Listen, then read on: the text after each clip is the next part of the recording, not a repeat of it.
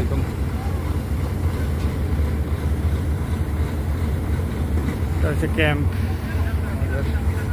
সমুদ্রের মাঝখানে।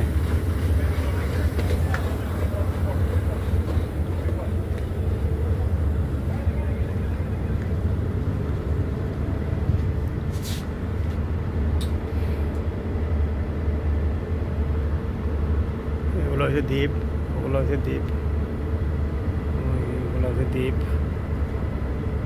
ওই শিপ খারে রয়েছে দুইটা, শেখ আসছে এখানে, এই শিপ খারে রয়েছে। এটা আরেকটা শিপ আসতে আছে।